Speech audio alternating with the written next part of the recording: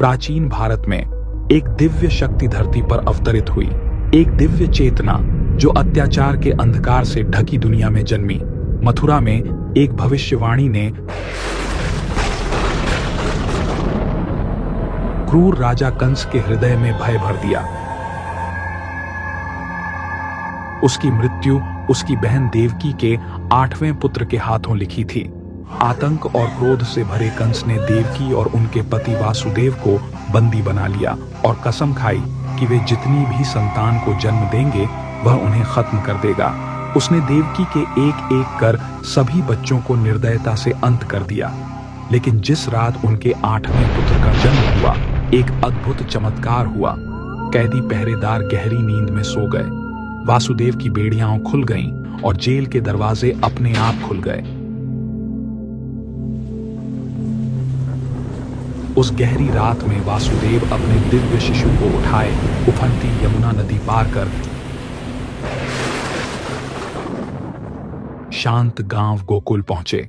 वहां उन्होंने अपने प्रिय मित्र नंद और यशोदा को शिशु सौंप दिया। इस दिव्य बालक का नाम कृष्ण रखा गया। अब कृष्ण सुरक्षित थे, परंतु उनकी यात्रा तो अब शुरू हुई थी।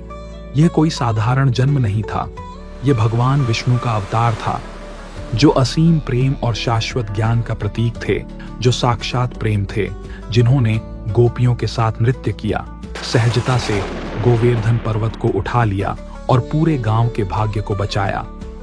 कृष्ण के बचपन के दिन दिव्य शरारतों और मोहक लीलाओं से भरे थे।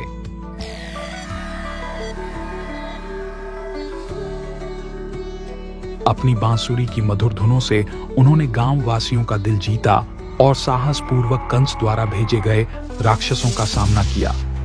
कंस द्वारा भेजे गए ये राक्षस भयंकर और भयानक थे, जिन्होंने पूरे गांव में भय का माहौल बना दिया था। फिर भी कृष्ण ने अपनी दिव्य शक्ति और अडिग साहस के साथ इन दानवों का सामना किया। एक एक कर उन्होंने सभी को पराजित कर गांव में शांति लौट आई और अपने प्रिय गोकुल की रक्षा की। गोपियों के घरों से मक्खन चुराने से लेकर अपने लोगों की रक्षा के लिए विशाल गोवर्धन पर्वत उठाने तक कृष्ण का हर कार्य प्रेम, भक्ति और जीवन के आनंद और साहस का प्रतीक है।